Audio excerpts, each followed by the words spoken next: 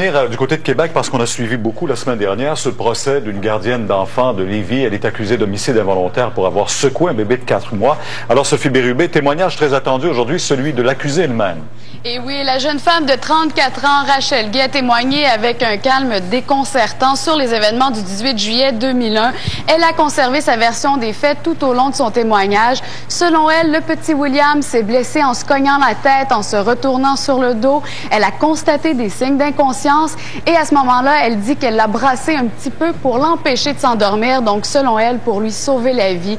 Elle a répété de nombreuses reprises que jamais elle n'a voulu lui faire de mal et que jamais de sa vie, elle n'a corrigé physiquement, que ce soit ses propres enfants ou les enfants qu'elle gardait. En contre-interrogatoire, la couronne a soulevé quelques contradictions, mais sur le point le plus important, c'est-à-dire la violence, la force utilisée pour secouer l'enfant, l'accusé a toujours la même réponse. Je vous invite à écouter un extrait de son témoignage. C'est dur à expliquer une force, sauf que cette fois-là, la troisième fois, je pense que je suis allée un petit peu plus fort que les deux autres, c'est sûr. Mais de là à dire, comme le docteur Labbé a dit, que la tête ballottait de tous les sens, non, pas du tout.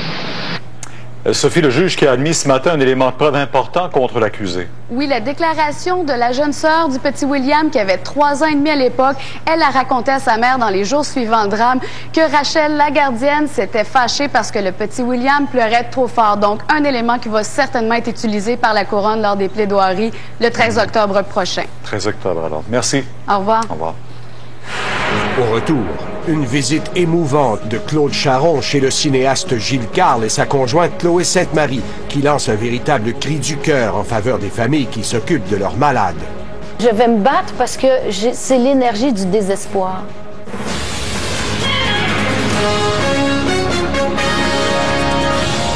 Les pages opinions du Journal de Montréal, là où chroniqueurs, collaborateurs spéciaux et lecteurs émettent leur opinion, sont retenus. À lire demain et tous les jours dans le Journal de Montréal. Allez voir, ça va être trippant! Eh bien oui, c'est mon nouveau Motorola V220. C'est le offert par mes parents dans le cadre de l'offre famille 2 pour 1 de Rogers. Comment ça marche? Ah, c'est simple. Tu sors de boîte, le recharge, et le tour est joué.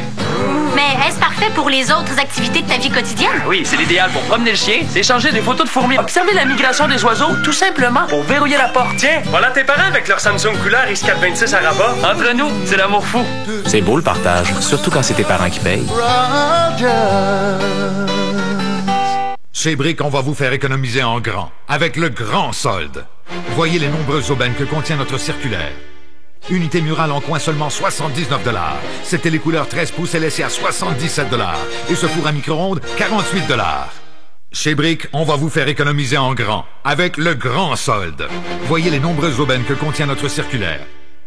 Cet ensemble 3 pièces incluant le fauteuil, le pouf et la table assortie est seulement 99 $. Cette laveuse et cette sécheuse robuste, 588 $. Bon, je le sais que vous le savez, mais je vais vous le remontrer. OK? Involontaire, toi.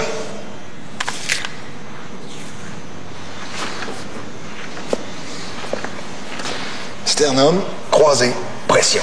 Et 1, et 2, et 3. Qu'est-ce qu'on dit au client quand il se réveille? Tu lui répètes ton offre. Votre concessionnaire Toyota va vraiment vous étonner. C'est la liquidation Toyota. Au Signal, enregistrez votre annonce vocale. Salut, je m'appelle Naomi. Je suis grande, élancée. J'ai les yeux couleur plaisir. Je suis sportive, j'aime vivre à fond, goûter chaque instant. Délicate, raffinée. Je suis même complètement folle à mes heures. Ouais, je pense que je suis comme ça. Il y a des gens comme ça sur Télécontact. Des milliers de membres, appels gratuits, sécuritaires, confidentiels, contact en moins de 10 minutes. Vous avez 12 nouveaux messages. Bienvenue à Facteur de risque.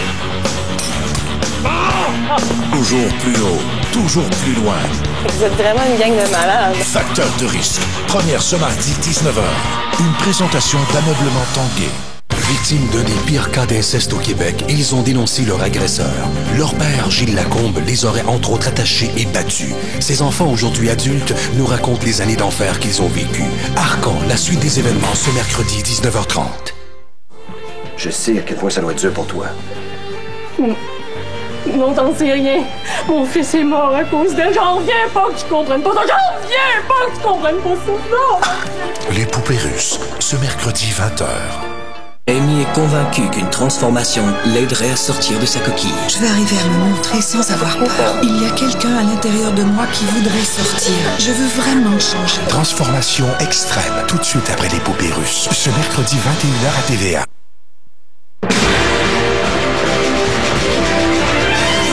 Le commentaire de Claude Poirier. Bonsoir, Claude. Bonsoir, Pierre. Il y a des causes oubliées. Il y a des familles qui les ramènent régulièrement sur le tapis. Et cette cause de Lynn Massicotte, une mère de famille de 40 ans de Chambly, portée disparue depuis le 17 juillet 2003.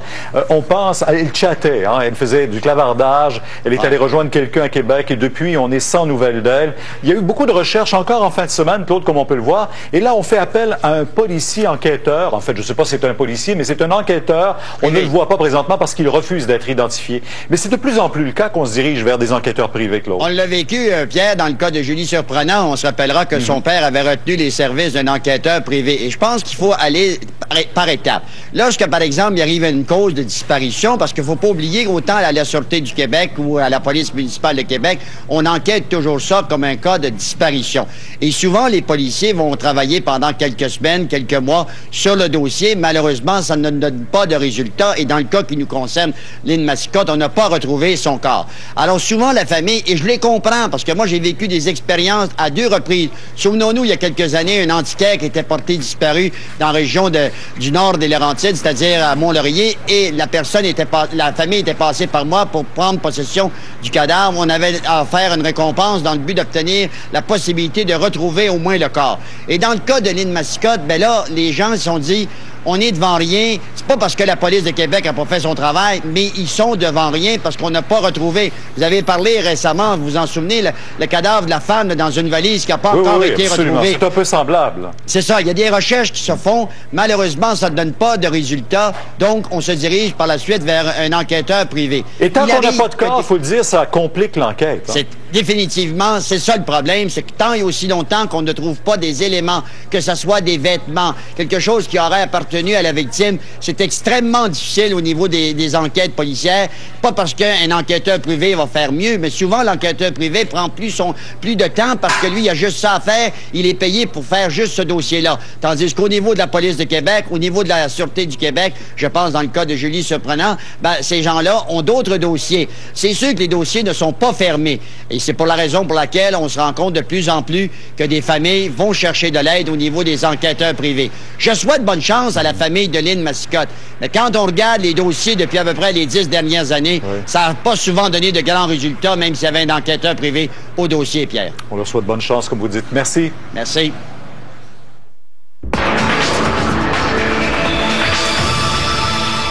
Pierre, comme vous le savez, j'ai eu il y a quelques jours le grand bonheur de rencontrer Gilles Carle et Chloé Sainte-Marie dans leur petit coin de paradis à l'île Verte. Et depuis 10 ans, le cinéaste bien connu se bat contre la maladie de Parkinson. La maladie progresse tellement rapidement qu'il n'est presque plus capable de parler et de marcher.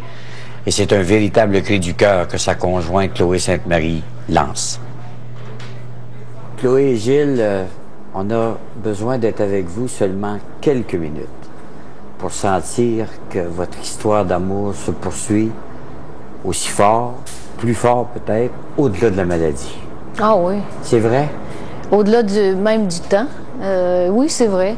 Mais je pense que c'est pas particulier à moi. Tous les couples, je dirais, c'est banal. C'est tous les couples qui s'aiment. Il n'y a pas de... La maladie empêche pas l'amour, tue pas l'amour. Même peut-être qu'au contraire, ça... Mais elle force l'amour. Elle peut provoquer une tension sur l'amour, non? Oui.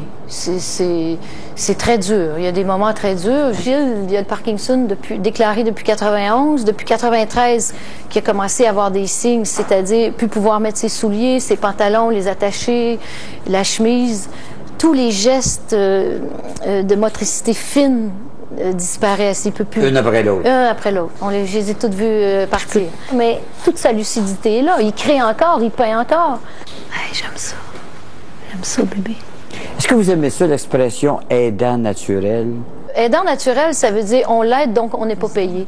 C'est dans ce sens-là qu'on dit aidant. J'aide bénévolement. Alors que préposé, ben là, c'est des gens qui sont payés. Ce qui est choquant, c'est que on prend pour acquis, le gouvernement, que les aidants naturels doivent le faire parce qu'ils sont dans la famille. Et donc, il y en a beaucoup qui quittent leur travail, qui quittent tout, qui perdent tout. C'est un choix à un moment donné. Si le CLSC aide pas, si personne le fait, qui va le faire? Je veux dire, moi, au début, quand je le faisais, j'avais pas les moyens de me payer des préposés. Alors, je l'ai fait, puis à un moment donné, bon, ben, j'ai pris de l'aide parce qu'on peut pas le faire tout le temps. C'est moi qui l'ai fait, bébé, celui-là. C'est dur, c'est très dur. Surtout quand on est la femme ou le mari ou la mère ou la femme, quand on est proche d'un malade, le malade finit par nous détester. Parce qu'on devient l'infirmière. Quand j'ai compris qu'il fallait pas que je devienne infirmière, de toute façon, je suis pas douée pour le faire, j'ai pas les compétences, je le faisais peut-être mal. J'ai pris un break, là. Ses cheveux sont beaux, t'es allée avec eux? À un moment donné, on atteint un plafond, là. On peut pas donner plus. Ah non, c'est sûr. Moi, je l'ai atteint, ce plafond-là, en 2000. Ah oui? Oui. Comment l'avez-vous senti? Quel signe avez-vous eu? L'épuisement physique? Épuisement physique, moral, psychologique, tout. J'étais plus capable. Quelqu'un qui n'a pas d'aide, là, c'est presque impensable d'être seul avec un malade. Moi, en tout cas, je pourrais pas. Actuellement, j'ai 2 préposés qui sont là 24 heures par jour avec Gilles. Moi, j'y suis aussi, mais bon, j'y suis plus pour faire le travail. Je suis plus capable de toute façon. Ce droit-là, où est-ce que vous retrouvez votre rôle de conjointe et non plus d'infirmière, vous le souhaitez à tous les aidants, au fond? Mais oui, je comprends. Moi, j'ai eu des témoignages de femmes au bord de la crise de nerfs, là, au bord du précipice. Je veux dire, c'est 24 heures par jour. C'est inhumain. Personne ne pourrait toffer ça longtemps, des années. Alors, il faut, ma bataille auprès du gouvernement, c'est qu'on reconnaisse les aidants naturels et qu'on les paye. Mais vous connaissez aussi l'état des finances publiques dont on parle à tous les jours. Oui. Pensez-vous qu'ils sont en mesure de vous aider? Moi, je pense qu'ils sont en mesure, pas seulement d'aider Gilles et moi, d'aider tout le Québec. Moi, ben...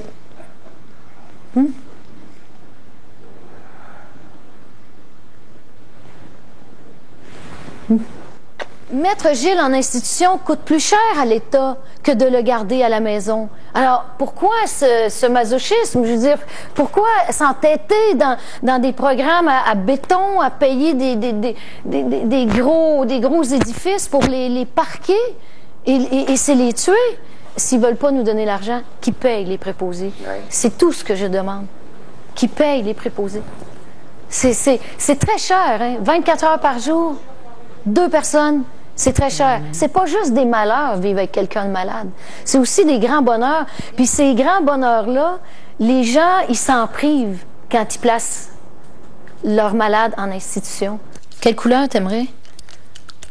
Au ministère de la Culture, là, j'ai frappé aux portes. J'ai frappé à la porte de Lynn Beauchamp.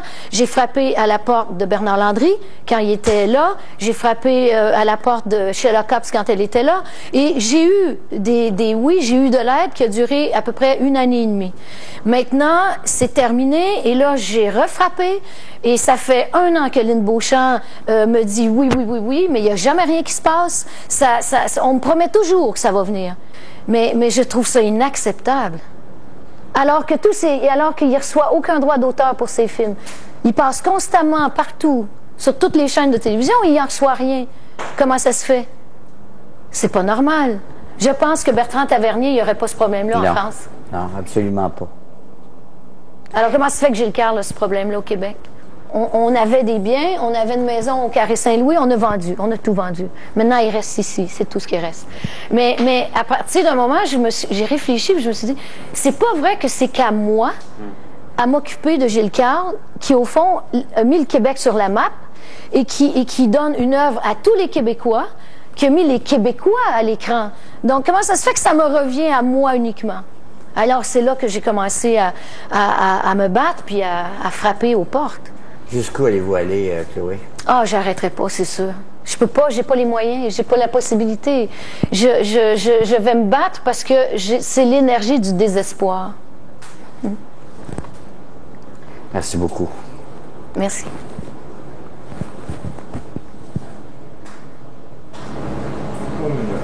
Formidable.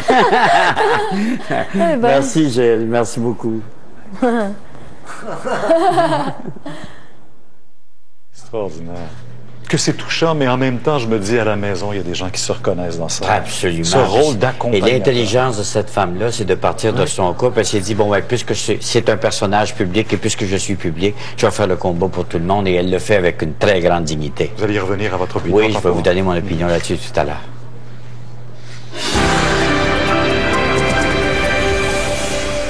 Les nuages sont là.